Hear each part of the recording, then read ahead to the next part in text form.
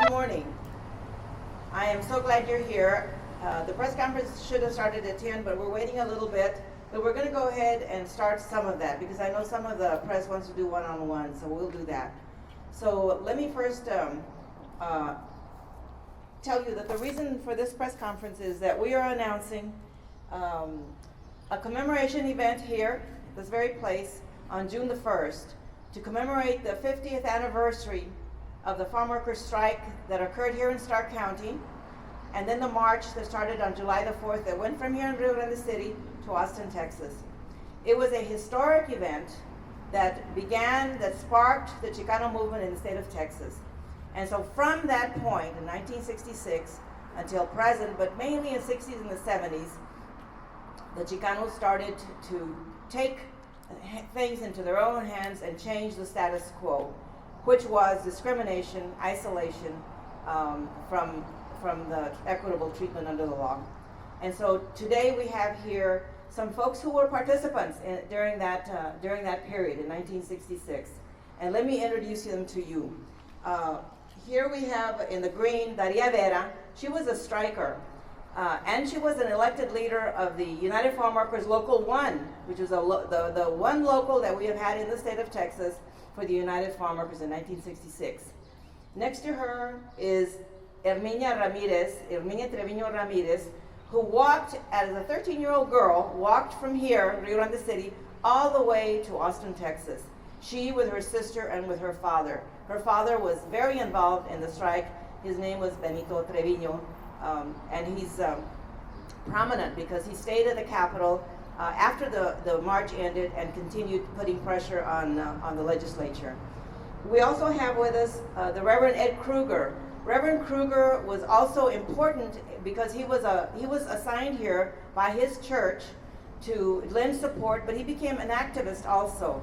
And he has his story to tell about not only his treatment at the hands of the Rangers, but also the church support.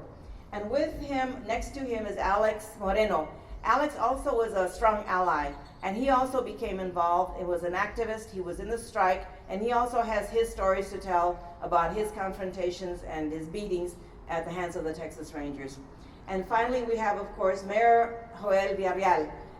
Let me just say thank you so much to the city of Rio Grande City. They have been so helpful in organizing this today, but also in organizing the event on June the 1st. And so before I go any farther, and because the sun is getting hot, I'm going to pass this on and have Daria Vera speak for a little bit to tell you about some of the stuff that she went through, that she saw when she was striking. And she will give you like 2 minutes of brief history. And then after that, with the press, we'll open it up for questions.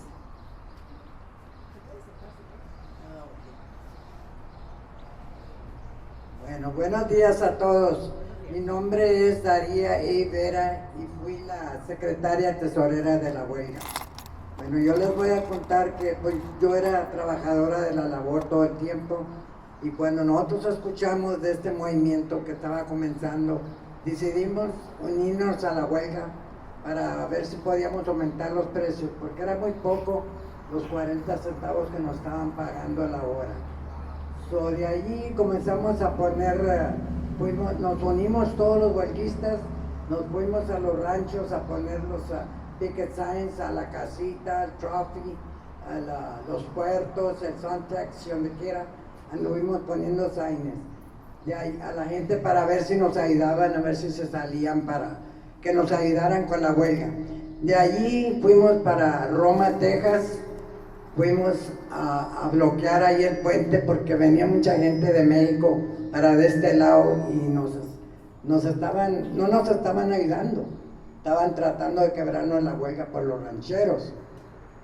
Bloqueamos el puente, ahí éramos 16 que estábamos ahí bloqueando el puente. Se llevaron a 14 hombres a encerrar y me quedé, una de California que era Irene Chandler y yo.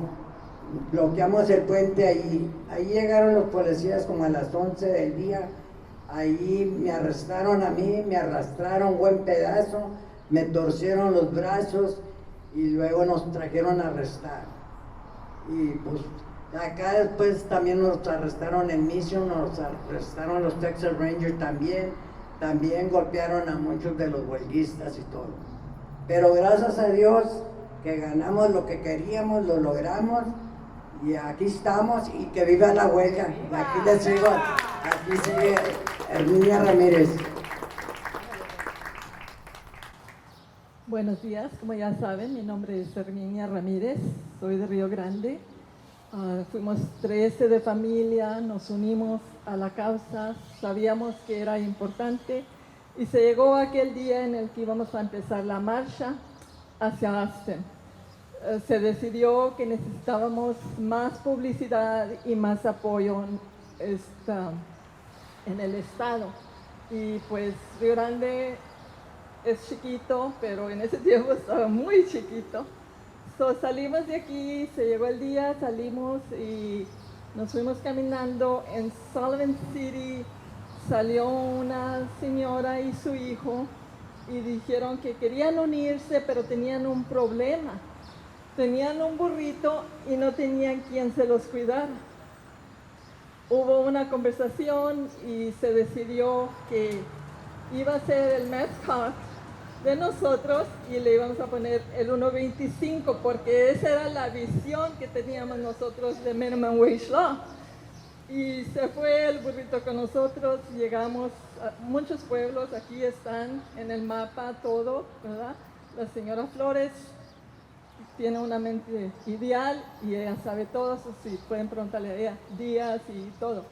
Pero llegamos en La Joya, nos recibieron con los brazos abiertos, seguimos marchando, llegamos en San Juan, a Nuestra Señora, ahí nos recibieron con aplausos y nos dieron una bienvenida, tuvimos una celebración de misa, nos dio la bendición el obispo y salimos y fuimos caminando, era día a día y paso a paso. Cuando alguien se cansaba y parecía que el sol nos quería comer, alguien decía, viva la huelga, viva la marcha, y ya nos volvíamos a llenar de aquel ánimo para seguir adelante. Y fueron muchos días, nos volvimos a hacer una familia, todos nos ayudábamos mutuamente. Si alguien se cansaba, teníamos el bus, nos subíamos en el bus un rato, de repente estaba el sol tan fuerte y como cosa de adrede, de repente había un árbol en medio de ahí, de la calle, y ahí nos parábamos a tomar refrescos y siempre la gente con un corazón abierto, recibiéndonos en pueblitos, en las ciudades, donde quiera. Y se llegó el día que llegamos a San Antonio con un aguacero tremendo. Nos mojamos, pero seguimos adelante y también siempre comenzábamos nuestro día con oración. Porque cuando llegó el padre Antonio González y el reverendo Navarro, que fuimos cuando empezamos, él dijo, aquí venimos a acompañarnos, y él traía la cruz y la levantó en alto. Y ese fue nuestra fuerza de todos los días, la oración. Comenzamos con oración, terminamos con oración. Todos los pueblos nos recibían, nos acogían como si éramos de la familia. A veces dormíamos en el suelo, muchas veces dormíamos en el suelo, en las parroquias, a veces en los hoteles, y fue una experiencia inolvidable. Y llegamos a Austin y nos recibieron como si éramos héroes. Muchas gracias por acompañarnos y que Dios los bendiga. Y que viva la marcha.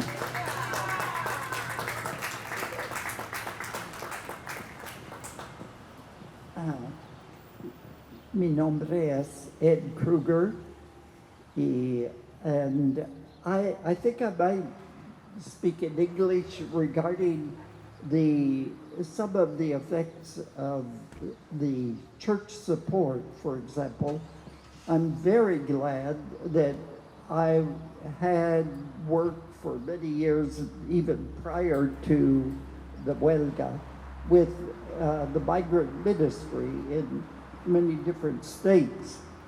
And then I left the work of the migrant ministry in Altus, Oklahoma, after being in many different states, to come to the Rio Grande Valley because I thought this is a place where things are going to be happening.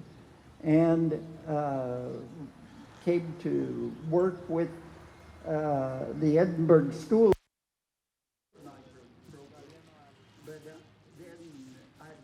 Part of the year I was in the migrant program, and part of the year I was going to the different states to be with migrants, and many from Rio Grande City and the lower Rio Grande Valley in many different states. And I'm glad that the church, when I was arrested in Mission, for example, that I was arrested for unlawful assembly when several of us that were at that crossing in Rio Grande City, and taken, but I guess it was because we were eating Whataburgers. We were, several of us, waiting there because we didn't know where the first persons who had been there at the crossing had been taken to jail, and I wanted to find that out. But what I think is important is that the Texas Council of Churches had some leadership that said that this needed to be, this was wrong, all of these arrests. And they, along with Pancho Medrano of the United Auto Workers, who had a case against the Texas Rangers, and with the testimony given before 3 federal judges in Brownsville, 5 laws of Texas under which many of us had been arrested were declared unconstitutional, which really set back what the Rangers were doing as strike breakers. And then since then, they have changed a lot. And there were others in in universities who were helping bring attention to the youth of Texas, in many different youth who were in Texas A&I and Stanley Bittiger, and helped to bring about a big change in the school systems of the country with Mayo and Mecha and several other organizations. But it was the inspiration of the farm workers, of you all, who did so much to cause them to take action and become activists for reforms that benefited the Hispanic community in Texas. I think I've talked a lot.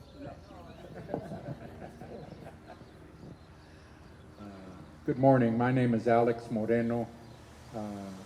I am very proud of the time that I spent here in Rio Grande. I was a college student, and in 1966, while in college, we worked with the Farm Worker Support Committee, gathering food and money to help the strikers down here. And in the summer of '67, I came down here to help with the second year of the strike, and got to meet my very own Texas Ranger up close and personal. Captain A.Y. Alley, very famous lawman, right? Stuck a shotgun in my ribs and arrested me for doing nothing.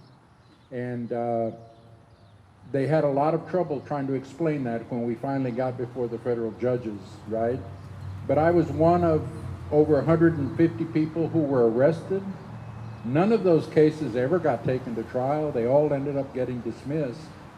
The history of this, I think, as Ed has reported it, is very much a very big event, because this was the first activity of, as Rebecca said, the Chicano movement. While there had been civil rights activities previously, right, the Chicano movement had not gotten started in Texas at all. There were no youth organizations. There wasn't anything. And we began working with the Farm Worker Support, and there were young people in lots of other cities who also helped. The huelga and the atrocities of the Rangers inspired a lot of people to take up, to get out and try to bring a change, to bring justice to Texas. And I think as we look back now, 50 years, we can say the world has changed. The Rangers have changed. For 100 years, they used to break strikes, and not just farm workers. They go back to when the Rangers would break strikes of ranch workers, railroad workers, oil field workers. This strike was the last strike where the Rangers intervened in labor disputes. It changed, it stopped. The Rangers have now recreated themselves, right? Now they're a whole different organization, okay? But those of us who are here remember what they did, okay? And that's something that we should never forget, because if we don't keep telling the story, it'll repeat itself, okay? There's lots of other things that all grow out of the farm worker movement. There were many organizations all over the valley that grew up and were inspired by these people who are here. And we thank them for all of their efforts.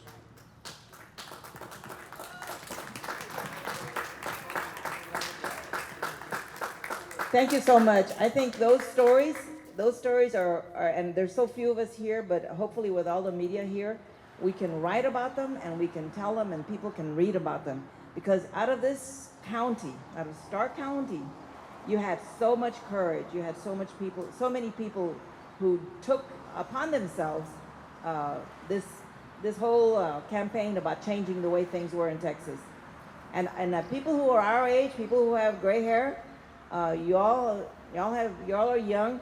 You really don't realize the discrimination that all of us went through. It was heavy.